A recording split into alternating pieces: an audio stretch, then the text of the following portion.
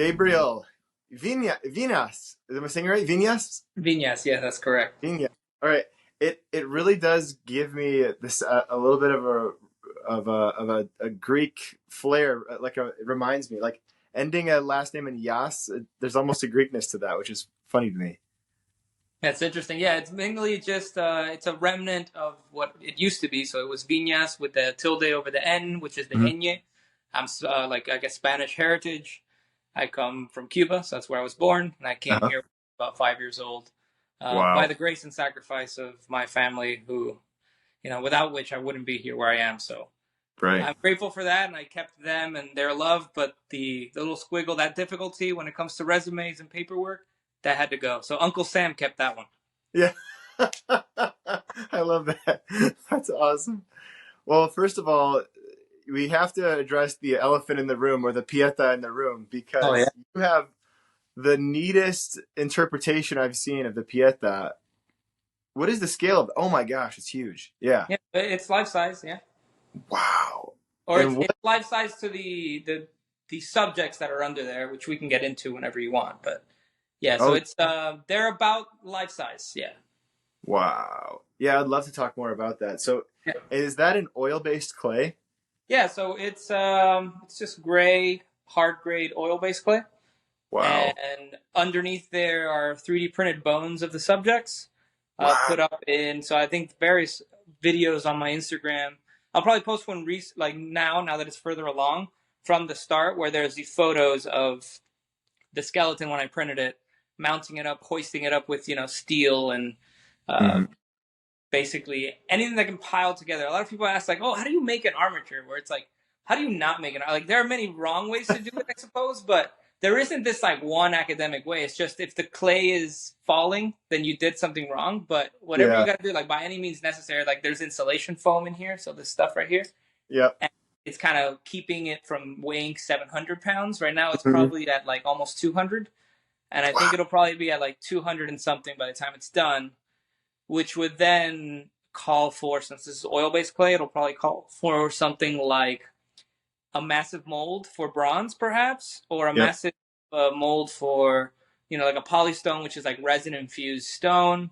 Okay. But ultimately, what the main goal is for me to return to a residency program called Digital Stone.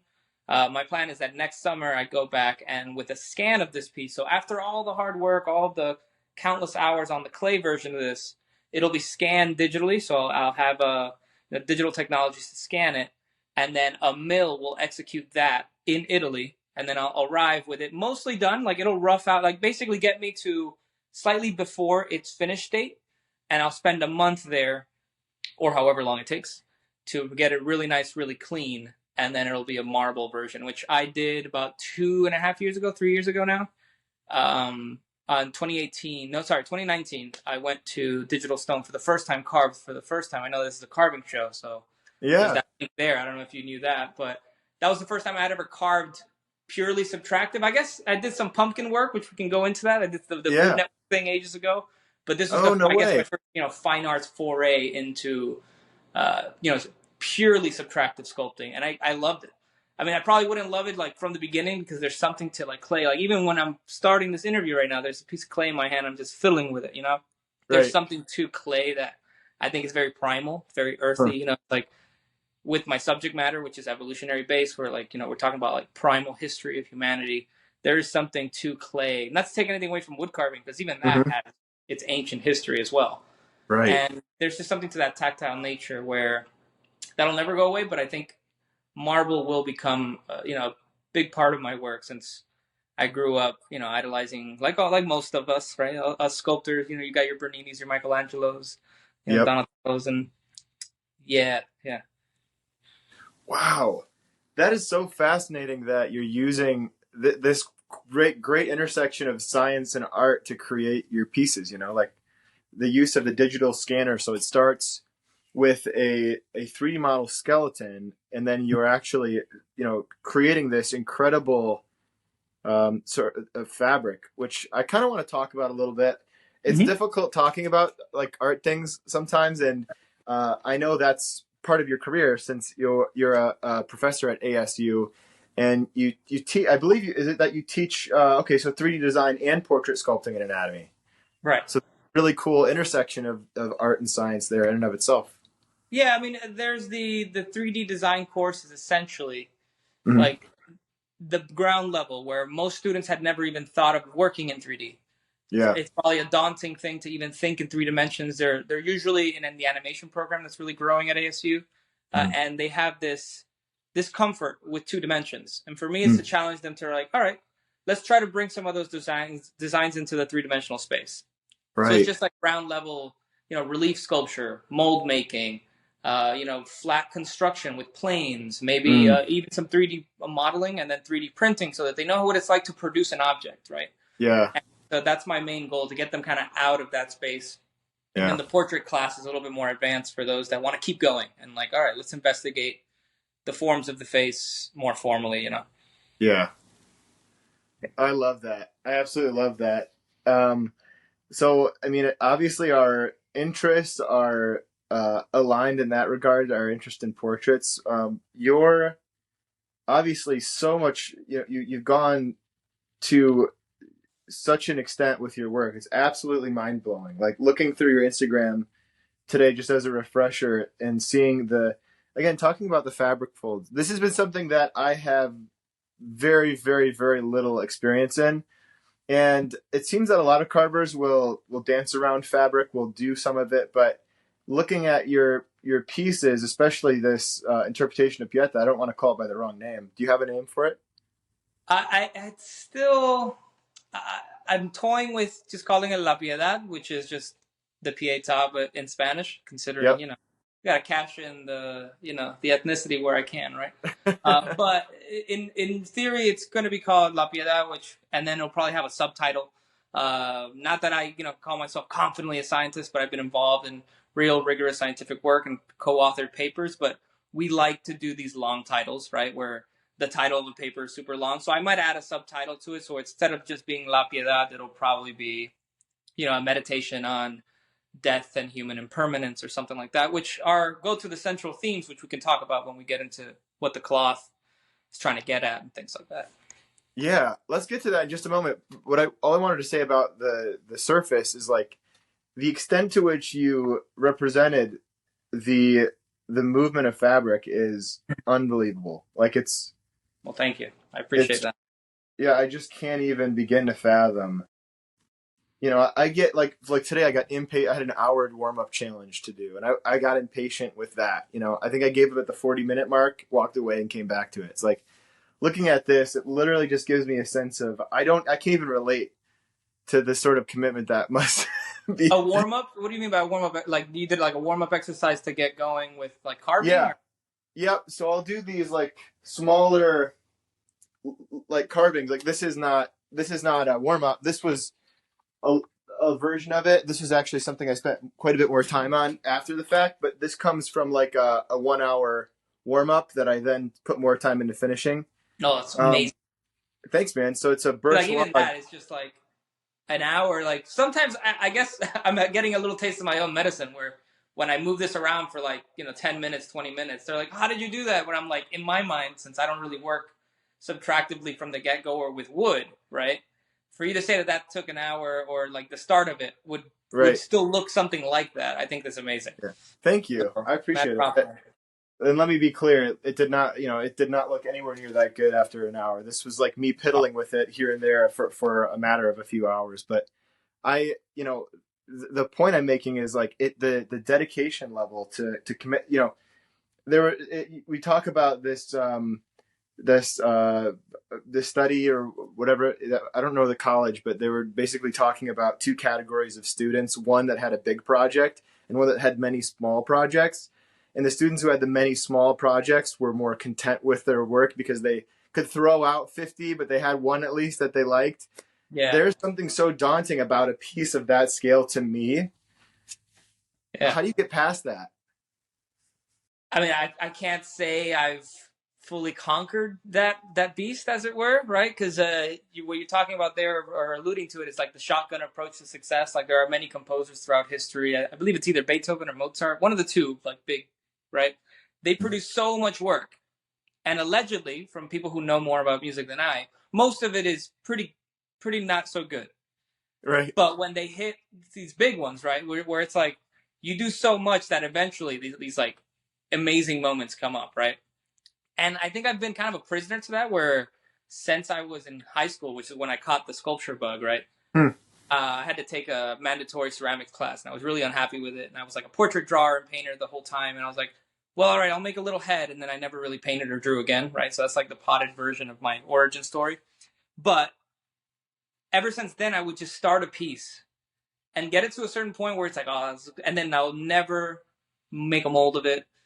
I'd never finish it, never sell it. Like I haven't really sold many pieces of mine throughout my Mhm. career. Right. Because I don't finish a lot of things, and it's something that now as I'm entering my my 30s, right? I want to start making work, but I'm kind of glad that I didn't get so stuck down and bogged down on any of those little things because Mm. it's almost like working out. Like imagine if after every workout, you then had to do something else to cement the gains, right? Right. Whereas I was just doing the workout, and it's like, all right, let me work out again tomorrow. Right. And yeah, did that cost me in terms of completed work? Sure. But I think what I gained is like that level of attention, that level of scrutiny. Yeah. Also the ability to, if I didn't like an entire area, I would just tear it off. Yeah. So I have images where this was partially covered in a different color clay, that this kind of a more automotive clay. I started it, and it looked very different. And one day I was just like, well, let me take all of this off. Wow.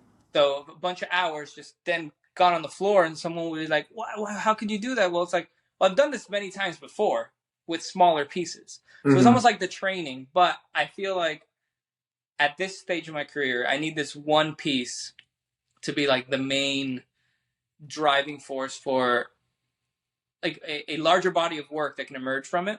And I feel like this has become the culmination of a lot of my interests, where it has to do with the scientific work, it has to do with portraiture, it has to do with identity, it has to do with all these other like more esoteric interests that I have with the way that we use our attention, the way that we look upon the world and form knowledge about the world around us, right? And which science is at the heart of that.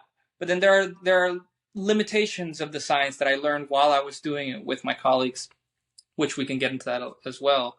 But it was just like I now have to really invest and really settle into one piece that even if it takes another year, like I started this almost 2 years ago now, even if it takes another year or two, like this, there's something special here where it's about so many things that kind of like been built up, or like, all right, you need to finish something that kind of ties all these loose knots that are kind of obliquely related. So Hmm. I think it's just a matter of Yeah. getting tired of starting again, that I'm kind of not forced into like, all Yeah. right, let's just do this. And it's just enjoying it, Yep. enjoying the toil. So I want to ask you about the meaning since you bring that up, like the Mm-hmm. significance of it. But before I get into that, one quick qualification that I don't know, it might not be necessary, but I find that people in this carving world, there's kind of two categories of people. There's like the carvers who are kind of craft oriented, and this is how my friends and I talk about it. And then we have Mm, the artsy fartsy people, right? right. And then there are people caught in between. And those people on the craft side, they have this aversion to assigning any hidden meaning to an art piece. Mm. And I actually, if I'm being totally transparent with you, Gabriel, had this absolutely like in spades, this feeling of like, that's stupid. I don't want to have a meaning behind. And I got basically convinced by a very sweet poet named, Honda. Her first name is escaping me, but her last name is Honda. And she did this, project and wanted me to make a carving based on her poem. And I did this project, and I so enjoyed that every like element that was tied into it had some sort of deeper representation in the poetry. And then I started thinking like, this was so much fun, so much more fun because of the hidden layer. Then it clicked. It's like, no, the hidden layer is not just for other people. It's Mm. for me.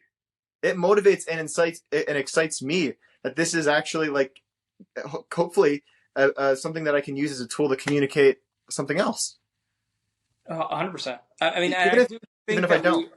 there are a lot of artists that do that like dichotomy between crafts and art.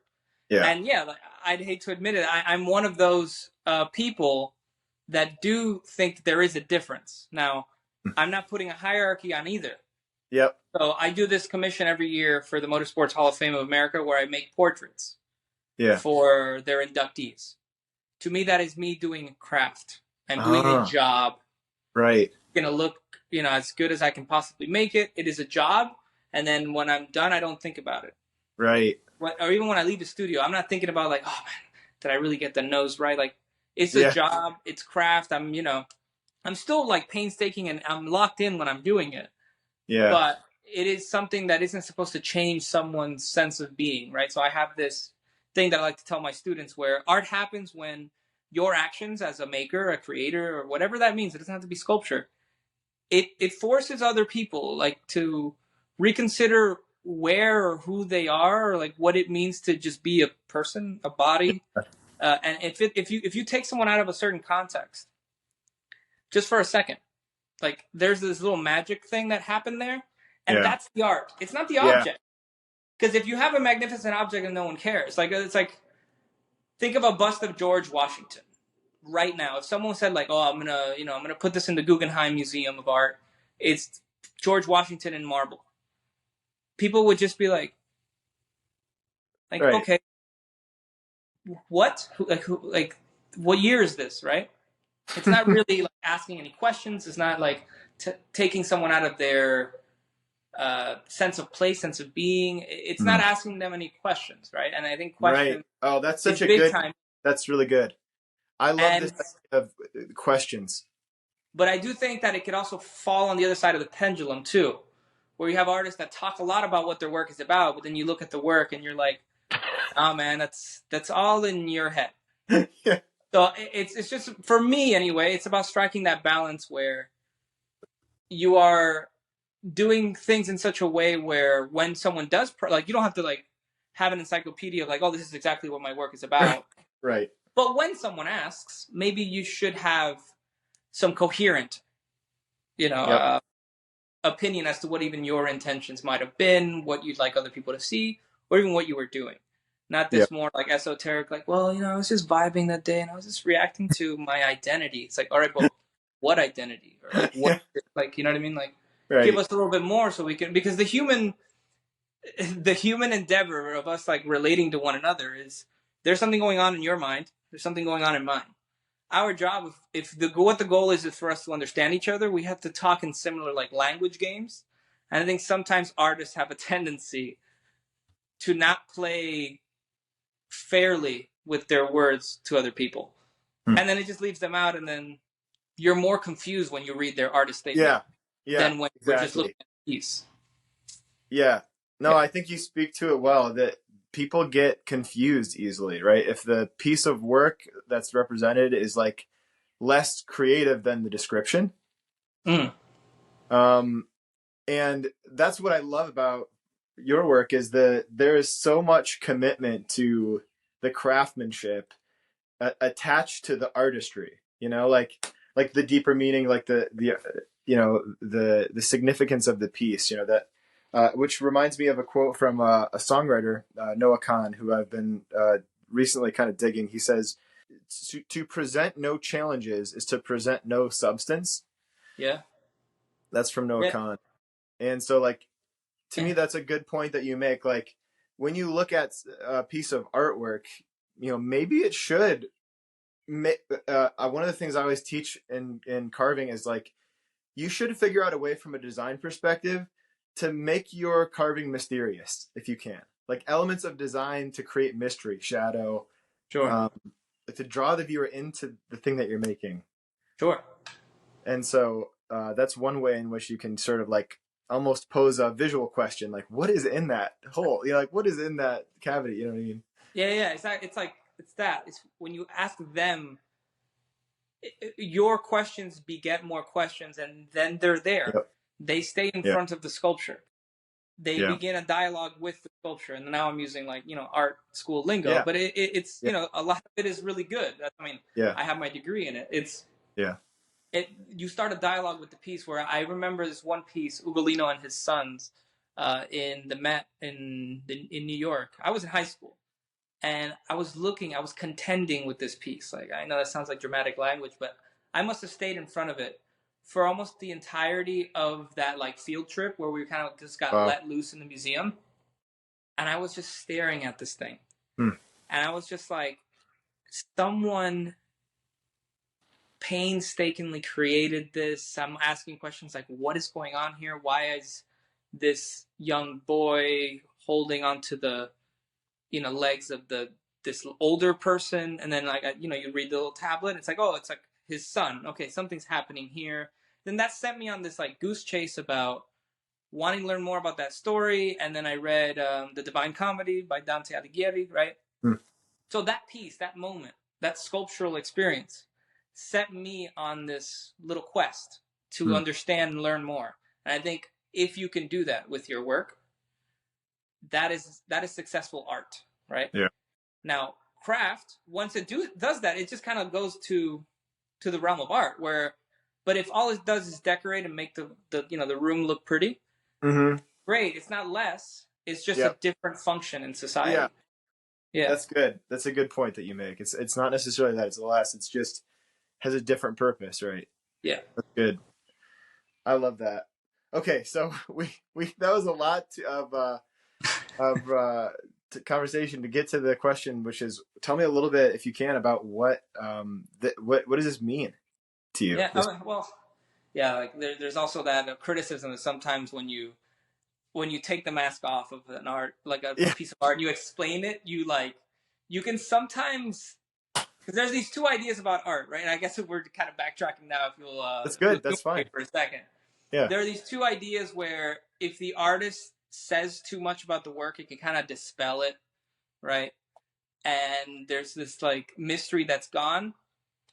And there's something to that, but there's also like on the other side of the pendulum, if the artist says nothing about it and it's just like, well, like here you go, right. it Like Bob Dylan. you might leave some people out. You know what I mean? Right. And for me, at least, I like to think of it as I like to give people the entry point into the piece. And right now, what I'll go into might be a little bit, in depth. Right? It's probably what I would say at an art talk about it, which I'm still developing the story. I mean, Cool. let's consider this like 60% of the way there, right? Yeah. And sometimes the Wow. ideas are almost the same way cooked, where like they're cooking while you're working, Yes. right? Yep. So for me, this starts off with a little organism by the name of the Tong Child. So the Tong Child is here. The Tong Child is a 3 million-year-old fossil specimen. Hmm. Facial fragment was found. So this is a momentous finding because it's one of the only, like, there's relatively very small amount of children in the fossil record, right? And that gives us a lot of information about ontogeny, which is like how organisms grow and develop as they age. So Hmm. chimps grow more rapidly into maturity than humans. Same thing like with cats and dogs, right? They just grow up and they're all of a sudden young adults quicker, right? And Right. the Tong child is just evidence of, as the fossil record becomes seemingly more human, right?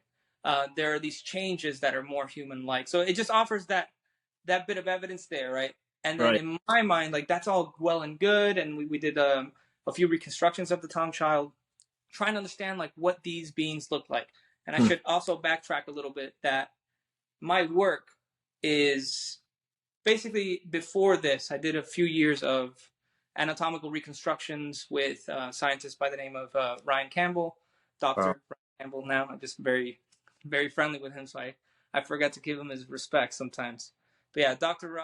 Ryan Miles Campbell and Dr. Machi Henneberg, who was our mentor, we published 3 papers on the subject of trying to develop methods of reliably reconstructing. Because our critique is that a lot of these reconstructions you see in museums, there's a lot of artistic freedom, let's just say, artistic Yeah. license that's taken, Liberty. and Right. then there's the veneer of like science that's put on top of it, and then people go in there flabbergasted, like, oh my god, look, Lucy, like it's like my great great grandmother. It's like that's great, getting people excited about science, but if you're really interested in what they look like, certain methodologies have to be developed so that no matter who picks up the skull, our goal was that they can reconstruct them systematically Hmm. using statistical analysis, cross referencing between the hard tissues and the soft tissues of current primates, so us Hmm. and chimps, stuff like that, that's what our papers were on. Mm. And at the end of it, we basically saw that like, wow, like like when you're hiking up a mountain, let's say. I've never actually been to mountains where this happens, but you can get to a clearing after many, many, many hours and then look up and see many, many more mountains you have to climb. Mm. Okay. So we got to that point and it's like, this is going to take the rest of our lives if we're going to even have a semblance of a view of what these organisms look like. Right. Right. And even then, would it say anything about the fact that this child died? Probably Mm. left behind a mother, probably left behind a father, a family, these animals that have grief just like we do, because we Mm. see grief in the animal kingdom, right? Even if we could statistically reconstruct muscle by muscle, thickness by thickness to the zero point 0.5 millimeters, whatever, right? Degree of error, would that tell us anything about how they lived, who they Mm. were, what their griefs, struggles, loves, tears were like, Mm. right? The agony of a mother that lost her child, right? Mm. This kind of primal image that's in art history of like the mother that loses a child, Mm. right? And that's why I wanted to put them in this context where for me, that search for who we are and, in the world, right? It's been primal to me since day one. Like I grew up in a Christian household, Baptist, like kind of like Cuban flavor Baptist, like basically evangelical, but like with a little bit of, uh, Cubanism in there, let's just say.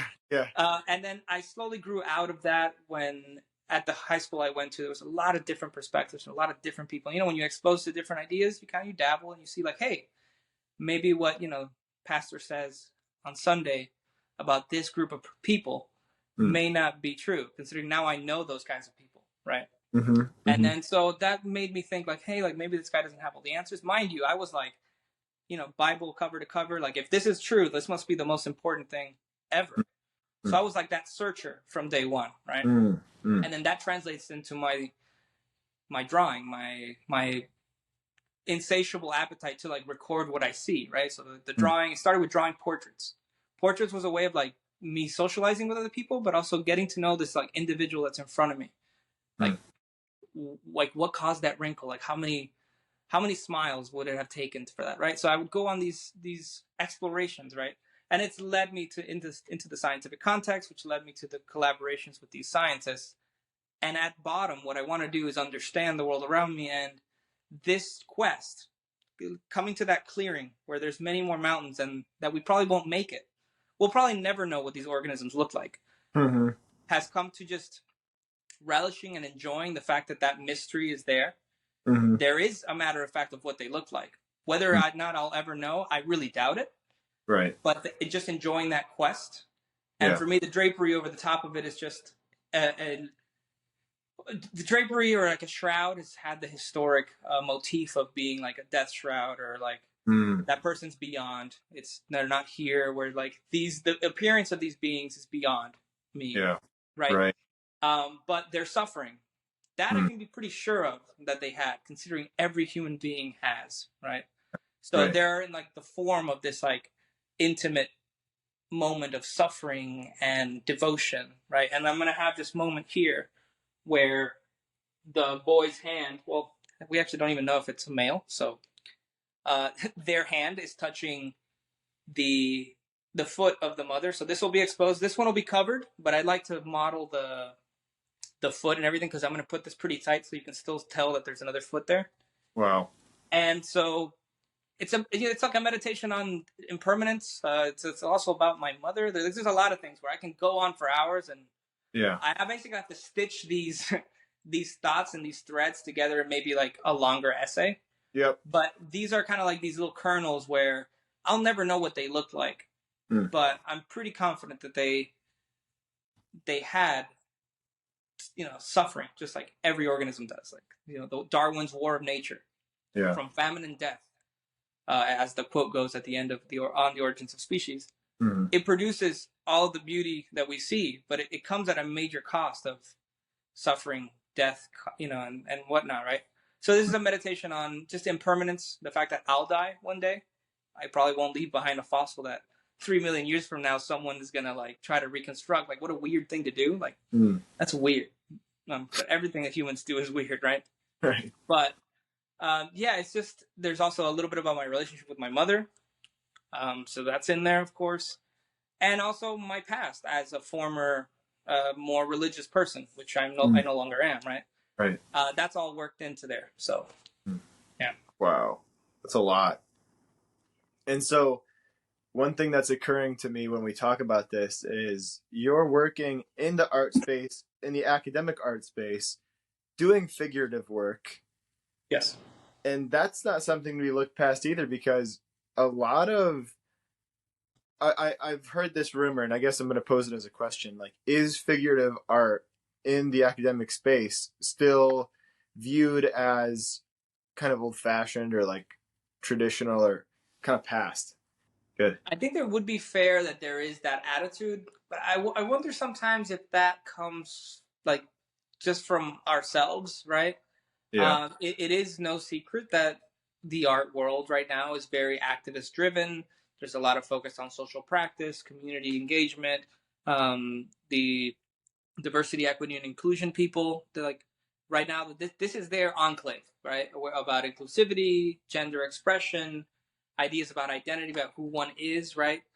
That's very, very central. And a lot of times that manifests itself in installations and experiences and social gatherings that then become art, right? And Mm-hmm. that's all great. But I do think that the attitude that it's either in decline or that it's no longer welcome. I don't feel I've never felt unwelcome. Like I've never felt like they're like, oh, we don't want to show that here. Like I've never gotten that. So for me to Mm-hmm. pretend that like, oh, like I think they're just pushing us out. Like I just think it's on us as sculptors that to say like, all right, you want to talk about identity, you want to talk about what it means to feel like a human, you want to talk about what it means to live in your own skin, whatever that Mm-hmm. means like for you. So I think what I couldn't think of any better way of students and professionals and just anyone who's interested in the world of art, this idea changing mechanism, or like what we were talking about, producing an object that changes the world around you, right? If what they want to enact is social change and they want acceptance, and they want to talk about what it feels like to be them. So I think there's no better, I guess, genre right now. Maybe I'm a little biased, right? Than the figure and figurative work, portraiture for students that are very socially aware, engaged in social change, and want to express what it's like to feel like in their own skin and how they contend with the world. There is no better genre. And I think it's just up to educators like myself, artists like yourself, and for us to just enact that. For me, it's existential questions. For me, it's questions of what truth is, what the search for truth looks like, Mm-hmm. what it feels like to be a son that always has the gaze of his mother looking at him, right? Mm-hmm. Feeling worthy of that sacrifice, that long line. For Yeah. me, that's what this piece is. But for Wow. someone who's maybe, trans-identified, or someone wants to talk about like the Black experience in America, artwork about their bodies and using Right. the body as a mechanism to explore those ideas, Yeah. I don't think there's anything better personally, right? Yeah. But I welcome it all. But I don't think that there's a conspiracy. Not that that's what you alluded to, but I don't think that Yeah. there's a sense that it's old fashioned. It totally can be. Cool. Now, if what you want to do is George Washington busts, like we mentioned, and all you want to do is Right. George Washington busts, I do think someone asking you, like, why George Washington? Why 2023? And why is it marble? And why does it look clean? Right. When we know that history is very gray, right? Right. So they could be these questions. Like, I'm not saying topple over the statue, Yeah. but there are ways to engage artistically Yeah. where you can totally bring that in. I just think it's a high stakes game, because once you have a literal body in the space, when you have a head, or especially a full life size body, when that is in the space, it is very loud, conceptually speaking. Yeah. Humans will feel like they have to interface with that thing. Like they'll want to go and engage with that thing, Right. or they'll be put off. So it's a very high risk, high reward. So I think it's Mm. a combination of, one, it's difficult to do. It's something that you have to put a lot of intention, dedication to train up.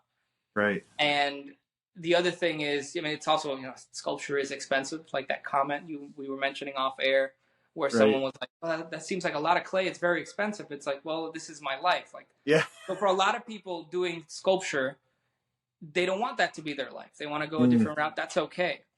But I do think that it can very easily be old fashioned. And even though I'm someone that's a practitioner of that, I would actually agree with some of my academic, brothers and sisters, right? That if it can very easily be antiquated and be like, well, we've seen Right. that 20 million times. Where Yeah. there's nothing wrong with the bust of George Washington necessarily. Is it interesting still? And Right. that's something I love about your. I was thinking, in line with your thought process there, veiling the figures does allow you to superimpose yourself into the character roles of those people a little more easily. Oh, Which, right. if you're a mother, you see that and you identify as the mom. If you're you're the son or the daughter, you identify as the child. Yeah. No, I mean, I think that's something that I wanted in there. At first, they were shown, so they were only partially draped. Uh huh. But then this was like a really rough period about this piece where I was almost ready to abandon it. Kind of like we were Hmm. talking about abandoning and just moving on and Yeah. taking the Wow. team with you. Where it was just like it was looking a little hokey, a little cheesy. That it Yeah. was at one point, the mother figure had like a shawl and had a kind of like this little agonizing face, Yeah. and it didn't seem true to the original intent. Where if it was about accepting the fact that I'll probably never know, Yeah. then their faces should not be in it. So then why should their elbows or their chest, right? Like this should all Right. just be in this mess, this like beautiful mess, let's say, right? This like the beauty of the mystery is kind of what I wanted to explore there.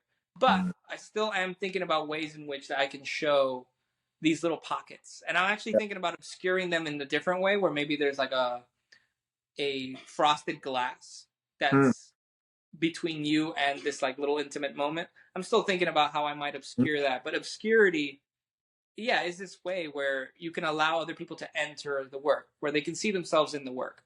Mm. I love that. Even something as simple that it back to the craft side of things. Like when you're selling art for a living, you talk to people who do that a lot, or at least a fair amount, and they have all of these really interesting tips that are signaling sales, right? Basically, just like these are the things that you look for when you're an artist trying to sell art. And Hmm. one of those things that I learned from this very prolific, very well-to-do, well-off Frenchman who lived in Georgia. I did a show in Chicago with him next to him. He sold like for every $100 I sold, he sold $1,000 in paintings, right? And I was just like enamored with the guy. And we talked about business, and one of the things he talked about was like close the eyes, right? Turn the gaze. He was teaching me about like design.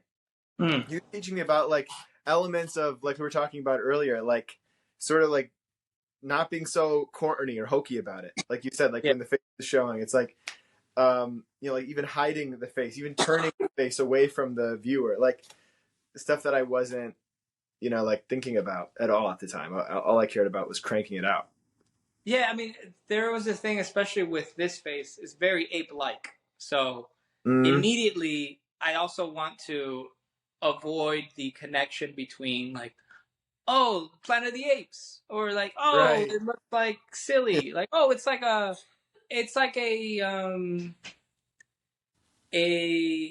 a play on like criticizing religion, which I'm not necessarily doing. Like I'm Right. invoking religious iconography, but it's not about like Yep. bashing Jesus as some Right. sort of like ape figure. Like no, quite the opposite. In fact, Right. I revere these beings from the past that give us a glimpse of life as it was 3 million Sure. years ago, Right. and that there's this reverence and the whole action of me doing this. Which another thing I didn't talk about the cloth is that the cloth allows me to hone in my attention into the mystery, where I drape the cloth over, so I have some cloth here.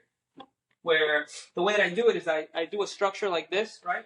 And then I'll take some of this is kind of like stretchy and whatnot, Yeah. and then I'll drape it over. I'll pose it. I'll take many photos, and then I'll get lost in this meditative practice of looking and recording. So it's almost like Yeah. back to basics. Yep. Ignore all the concepts like Australopithecus africanus and death and like no, consciousness is right here. We're Yep. just doing that, Yep. highlights, shadows, and transcribing. Where Yeah. sometimes when I try to tell my students that this is only as hard as you need it to be like, yeah, you have to train your motor skills, but sometimes we get in our own way when we think in concepts. So there's like a school of Buddhist thought where a lot of them have this in play, where the dissolution of concepts is how we gain like a better understanding of the self, or rather lack of self, or we stop telling ourselves the story about what our life is supposed to be, and we Mm. sometimes do that in error when we're looking at this thing, and it has to look like that, and it has to look like Alec, and that's Alec, and Alec is this totality of things, but it's like, no, no, wait, there's just a highlight next to a shadow, and then it breaks again, and that's, yeah, then you can add a concept like, oh, it's a nose, right? And you take that in steps and you Mm. dissolve the concepts. And Mm. then when you step back, then, the sculpture of Alec, I guess, in this hypothetical, Right. would emerge. But it emerges because the point of view that you were at, sometimes our point of view could be so daunting. So like the mystery of who these people were. And then I can just hone in, like, it's not about who they were. It's about this play of highlight and shadow. Yeah. These good and bad and exciting and daunting ideas of what it's like to search for truth, right? To search for the truth of what these objectively looked like, right? And I could just be still.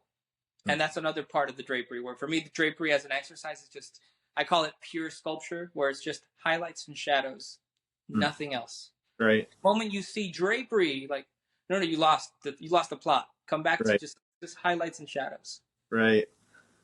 Yeah. So that was another thing that I just didn't mention about what the drapery is. It's not just about covering them, although that is part of it, Right.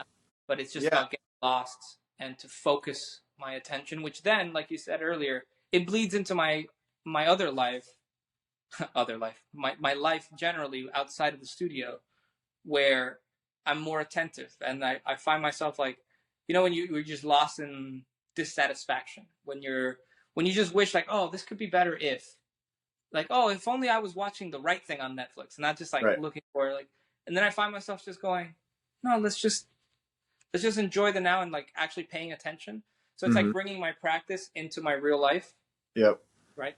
And that Right. there's this bleed where there's just always practice, and it's like, Mm. I'm using kind of meditative terms here, where I can just enjoy how impermanent every moment is, just like their life was very impermanent. So there's this bleed into, I guess, normal waking life, right? Yeah. And that's why the drapery is what it is, where it really trains that level of attention. Yeah. So something that reminds me of is I think I can't remember if it's Buffett, but he talks about how like essentially if you can like combine, I mean, it actually isn't Buffett, but he talks about this in a way, but if you can combine like three skills, right? Like um or three areas of expertise, you will have, instead of just kind of like the master of one thing, Hmm. right?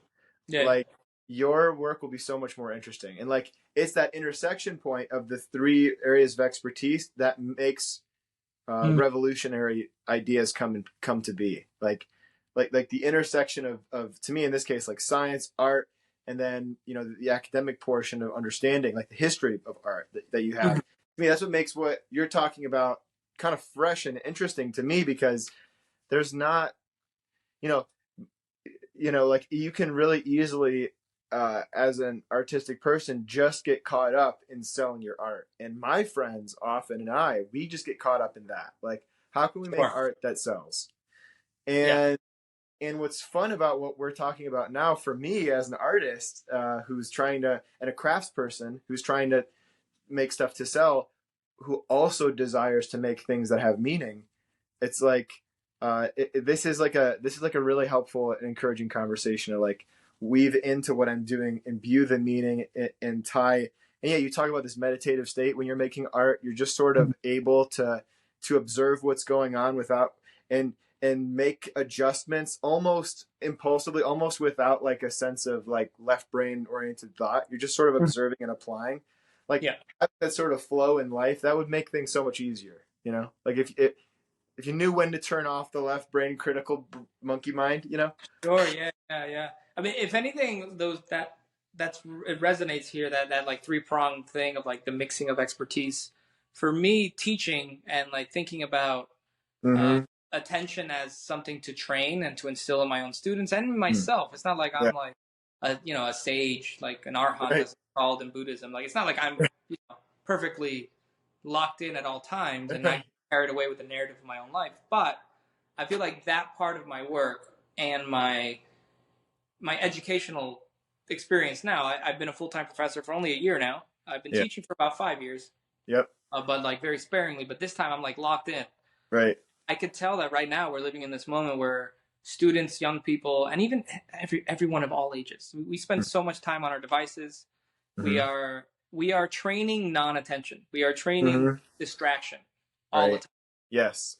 And to have a practice in which attention could be trained so that you are in control of consciousness, right? Like Yep. consciousness is it's just always is. Like right now, peace is available now. Yeah. Tranquility is available now, Yeah. but we have those discursive thoughts of like, oh, I'm not good enough. This piece isn't good enough. Yep. If I had that car, then I'd be happy. If I met this one person, then I can be happy. It's like this giving yourself not a permission, like you're not giving yourself permission to be happy right now. You're Yeah. just constantly comparing, and I think people can get trapped artistically in that as well. Yeah. And I think that is like that third thing that I'm kind of like bringing into that, where it's reflected in my work as well.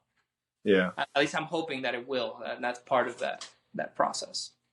Okay, so talk to me a little bit about uh, getting started in the sculpture, and what did that look like for you? When did that? What you mentioned it earlier? Refresh my memory. When did you start, and what was that like for you?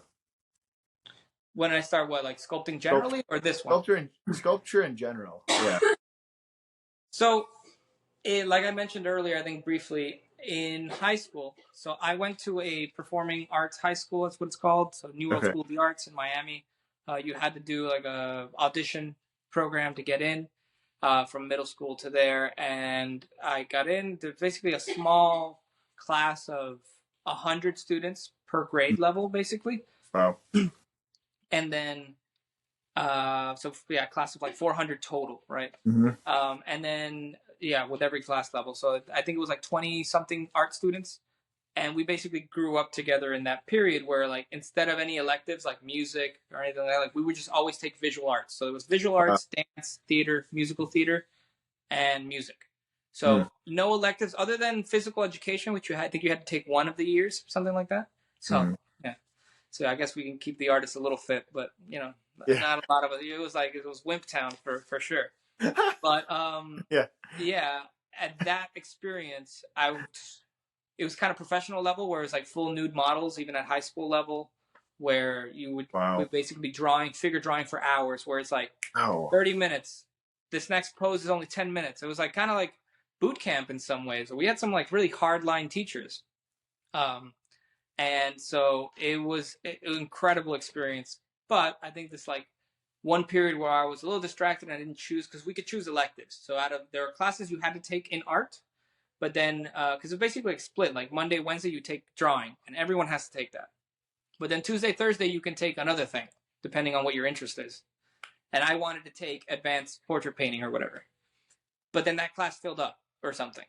I don't Right. remember the exact, but I Yeah. got placed in ceramics, which was a huge bummer. Ceramics. No, I'm just kidding. But actually, it was a really great, fateful moment. Not that we don't have the counterfactual to actually analyze. Like I don't know if what my life would be like if that hadn't happened. But I think it's very likely that I wouldn't have discovered sculpture that early if it had Yeah. not been that class. It was Susan Banks' ceramics class, Hmm. and I didn't want to throw pots or anything like that. I think she also knew that a lot of us were figuratively inclined, so she had us do like a little skull, right? Eventually, but the first day where I think we were just getting used to the clay and doing nothing, like it was just unguided. I kind of did like a little head. It was like because I didn't want to make a pot or anything like that. Right. And there was just this almost like this tranquility, this stillness of there was just no other thing that I wanted to do. Like I wasn't thinking about like, oh, after school there's going to be this cartoon on or whatever. I wasn't thinking of that, right? Or I was going to go to the park and play soccer. Like I wasn't thinking about. I was just locked in. And yeah, I looked at the portrait. It looked like a head. Like I remember I've been drawing for many years, but I mean it wasn't like good. Right. But I was like, hey, like there's something here. Like it's nowhere near as good as like my drawings, but there was just something that happened there. Huh. And then I did another one, and then another one. And then I got some oil-based clay, and then I used to do a portrait or two a day, like Wow. little one, because I would used to commute on the train because it was in downtown Miami, so we'd have to take a train. So I'd How do long of another a portrait. was I'd that? look at a passenger and then just record them, Oh, cool. and it just became this obsession where I would do like a different superhero every day, where like I did a different portrait, and then I like put a mask on, just like the train. I was really into superheroes back then, Huh. and so yeah, I just never really did a substantive painting ever again, Hmm. and that's kind of where it started. But it started in Wow. ceramics, so I did like the hollowing out of the head, and you can fire it. I Yep. haven't done a lot of that since, but I'd like to get back into doing some ceramic work. Yeah. It's Yeah. fun. Stoneware and ceramics. I've just funny you mentioned that because I've just recently started to play with that again. Mm-hmm. And um, my neighbor got a kiln, and so I was working on. My mom as well. We bought her one for Mother's Day, and it's just inspired since we have the ability to fire things. Why not put things together? So I've Nice. been I've been playing with that a bit. And it's fun. It's funny because I find myself still letting it leather hard and then carving it away. Ah, yeah, yeah. It's like I'm just getting back to the carving. But Yeah, I mean, I actually work pretty subtractively now with the really, hard grit clay. Once the clay is on, yeah. a lot of people ask me, how do you move it around once it gets hard? It's like, no, I don't. Hmm. It's just pure carving from there on out. If I Interesting. need to add, I'll rough up the surface and I'll add really, really moist, hot Yep. clay. But when it's hot, I don't actually move it. I Huh. put it out in like the shape, the general warm shape that I want, Yep. and I don't really touch that until it's rock hard again, and Wow. then carve. So I would say that really hard oil-based clay has that difficulty of like ease of use, where Yep. like a soft oil-based clay, it's like, oh, you're like having fun. Where like this, you have to really manage. Like you have to get it on there, and it has to look like what you want Right. because it's about to get pretty hard. So Right. hurry up, right? Right. But I've just gotten used to it, and I love carving. But Cool. I always know that I can add some more, which I guess is a totally different game. Right. Have you tried carving in wood before? Just once, I made I made this like little dog sculpture, like it was like small little piece of wood, for some design purse thing. I don't know. It Okay. wasn't incredible. I made like a Yeah. little clay one first, and then I just kind of copied it. Yep. Um, That's cool. I That's mean, cool. I have been interested in doing it, especially after I did the residency in Italy. I was like, oh, I gotta do this in wood. I'm sure there are places that mill Wow. out wood. Wow. You did so. Talk about. Can you talk about the residency in Italy? Yeah, so it's called the Digital Stone Residency. So it's up in the mountains of Gramolazzo. It's hosted essentially by Digital Stone Project is like the educational institution, but it's hosted by a production company called Garfagnana Innovazione, Hmm. and they basically have these giant mills that with basically like water and a drill bit, like this giant drill bit, they essentially the water prevents the drill from overheating, and it Mm-hmm. basically cuts into the marble slowly from out to in Hmm. into whatever digital file you give them. So with the digital file, you can make it's called a tool path, where it tells the drill bit where to go, and what you get at the end is something that looks pretty close to what you got with like depending on how much you either pay or how much time they have to offer you, Yep. uh, how little or large mill lines you get. Hmm. So normally, I'm sure that their normal service is like their full service. So the mill will go and they'll do most of it, and they have carvers on site that just finish the sculpture for you. So Okay. we're talking very established artists that no longer do any of the work themselves, or very small Wow. amounts of the work, or just people who want, I guess, generic decorations, craft Right. in there. They'll just do a statue for some rich person in you know the hills of Zurich or something. Right. Right. But they allow that summer to be kind of taken over by students and artists, and it's open to basically everyone. Where you basically pay, I think it's like around 5,000 euros, around 5 to 6,000 euros, where what you get is um, you get 28 days of Wow. carving, Hmm. and then you get a certain amount of hours on the mill. and they give you the block of marble. So it's around 2.5 feet by 2.5 feet. Last time I checked, and Wow. they'll mill out your piece for you. When you arrive, it's already milled out, and Mm. you basically carve every day outside, and you get 28 days of stay at the local hotel and 2 meals. So for $6,000 a That's month in Italy sounds pretty cheap considering that's you get crazy. that piece. Crazy. Yeah. The only difficulty is my piece is still there 2.5 years later. So you have to Getting it back. it's on you to get it back. So right Yep. now we're talking about a traveling show.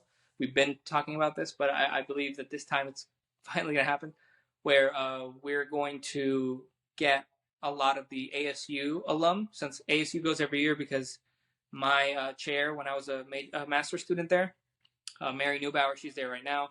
She's also on sabbatical where she's planning like a big show, and so she's there right now. She's going to do some of the managing of getting some of those pieces back. So we're lucky that we have like a bunch of them, because then you can put them all on a freight, Hmm. like a freight cart, and then just Right. ship it over, like literally on a ship. So that'll probably be how I get it. Now this piece, I still don't know what the logistics of this will look like. So yeah, I mean it's probably going to be much more than the flat fee. I'm probably going to have to pay a lot more for more milling time, and also the size, where it's almost 4 times the size of what you normally get for that flat fee. Yeah. But I still don't know how this is going to work out. But the plan is whatever it takes, right? I Yeah. mean, I'm already 2 years in. Like we're talking the ultimate sunken cost fallacy, right? Yeah. Like I got to keep going. Yeah. So yeah, I'm looking to kind of raise money towards it. So pretty Yep. soon, once it's done, I'm gonna do it. That scan that I'm gonna get of it, Yeah. I can produce smaller versions, like 3D Yeah. printed, and like maybe if someone wants to support the work, like they can support me now on Instagram, becoming a subscriber for a small amount. But if they want an actual piece, I'd like to get something that would cost a relatively small amount to produce, but people could be like a part of its creation, right? Because almost no one, even if they even if they had the money, a lot of people probably don't have anywhere to put it, right? Right. So it's like this is something that I'm making more for my artistic career without any like real destination in mind. My hope Yeah. is the doors will open once it's starting to get done. Someone will be like, Yeah. "Yeah, well, like we'd like it here," or something, like maybe at a library or scientific institution, or Yeah. somewhere on campus. You never know, Yep. but yeah, it's going to take a while. So that's kind of what that residency does. It's really great residency. It was a So, life changing experience.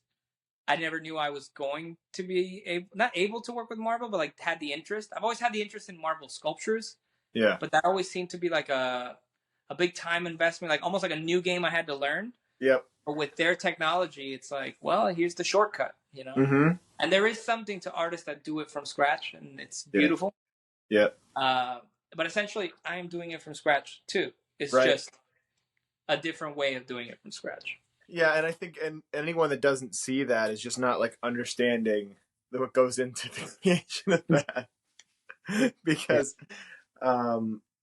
yeah, it is funny to me, like there is sort of like an aversion to the technology by old people in some cases, I guess, the technology of like 3D design and then 3D printing. It's like, no, you Yeah, literally, I don't know if you understand, you literally have to create this thing. It doesn't yeah, matter if you're using a tablet. You're literally extracting this three-dimensional, it's still original artwork. I don't know. yeah. I mean, and that opens up a whole argument about like the AI revolution. Like I'm sure 3D objects are coming too. Like it's Mm-hmm. gonna have to happen. But I Yeah, do that's the think point. that there's this thing that you and I do when human hands and human time elapses. There is this inherent value that even if the same thing is made in seconds by a Mm-hmm. digital program, and then you can hit print, and that printer can print it out in marble, like Mm-hmm. bonded marble, and Right. you put this marble one next to it, something tells me human beings, like there's just like, again, maybe I'm the one that sounds old right now, but there is something to the fact that a human being spent their finite amount of time on Earth Mm-hmm. creating that thing, Right. where the AI spent a millisecond generating Yep. it, Yep. right? Yeah. I think there's something there where like these high attention, high amounts of rigor and strain, like the Yeah. physical thing where like sometimes like moving it around, like you're contending with the thing, there's still value that's in there, and Yep. I don't think that that's at risk. For me, it's like, hey, AI, let's do it, bring it on. Isn't it so funny that the literal reason for what differentiates art, like human made art from AI art, if you want to call it art or reproduction or whatever, or creation, is the quality that people, the crafts people are averse to, which is that creating something, you inherently imbue it with part of you without knowing it. Maybe you know it, maybe you don't. Sure. Maybe you're ignorant to your own influence, but everyone has influence. Everyone takes things in. You might not be taking in your literal life experience and applying it, but you might be applying someone else's, right? Copying. Yeah, yeah, So yeah. like, the reality is that like you're imbuing what you're making with meaning is what separate, like the human experience is what separates the AI version of the artwork, which is just a compilation of bits from other worlds, right? Mm-hmm. It's there can't be like as direct a meaning there either. That's the trouble, you know. Yeah, but even if even if they could, right? So even if it was like a unique AI that had a personality, which we're Right. gonna get, Sure. I think we're gonna get there. Sure. And this one AI, through its own reading of art history and whatever, just comes up with something, and it's Mm-hmm. instant. That would be, I think it would be art, but I think it'd be different. Like Would be different. It would be different. It's cool. that makes me sound like such a speciesist, you know, like, but it's not. It would be different in the sense that I don't think there's a public consciousness currently Yeah. that is ready to just be like, yeah, yeah, let's take T700's Yeah. sculpture instead of Alex. Yep. They're both wood. They're both made of wood, but this one is 20 cents. Yep. Yours is $10,000. Yep. So it's They're not at odds with each other. Is what we're saying ultimately. They're yeah, going. Yeah. exactly.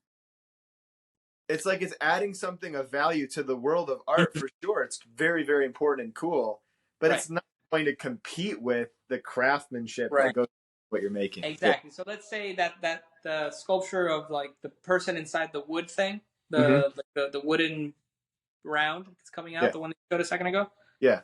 Let's say another an AI artist makes that, Right.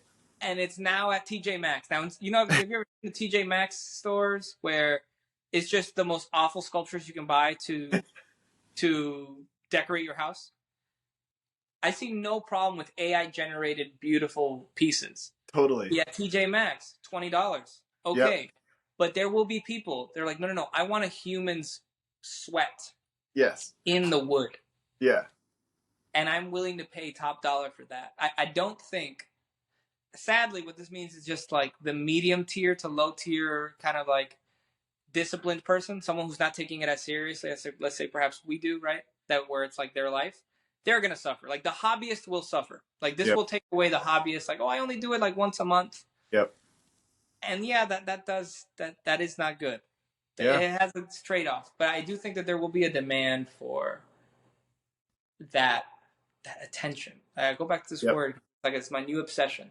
That attention, that devotion to the creation and betterment of something, seemingly from scratch, right? Like Mm-hmm. it's coming from whatever the locus of attention is, Right. clay, and then your hands, and then some tools.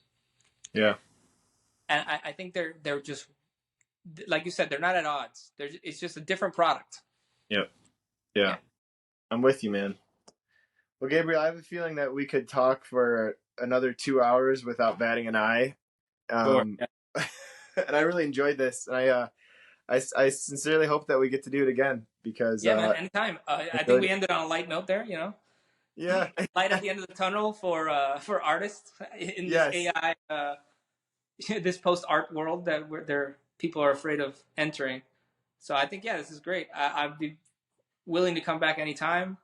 If people want to hear a little bit more about my work or see some of my work, Yeah. obviously we have my Instagram, which is instagram.com/Gabriel Vinas Art or Gabriel Vinas Art in Instagram. Yep. I also have my website, which is GabrielVinas.com. And I also, for those of you who want to either support my work just for what I do and to see longer reels, there's a subscription program on Instagram It's only $3 a month, and then you get longer versions of my reels, and I'll be posting some educational content there. But for some of your viewers that might want the educational stuff that's like hours long, for the same price, only $3. I want everything to be really accessible, where like anyone could get access to it. Like I don't want money to be a barrier, right? $3 on Patreon as well. So patreon.com/Gabriel Vinas, and I have the longer with full voiceover kind of stuff on there. That's awesome. That's an amazing deal. It's Vinas, by the way, right? Yeah, GabrielVinas, and I'll give you the links for the description. Yeah, we'll post them in the description below so you can see that. Thank you so much for offering that, and thanks for doing this, man. Taking the time, I really appreciate it. Thank you so much for having me. Anytime, let me know. We'll be back. I appreciate it. All right, talk soon.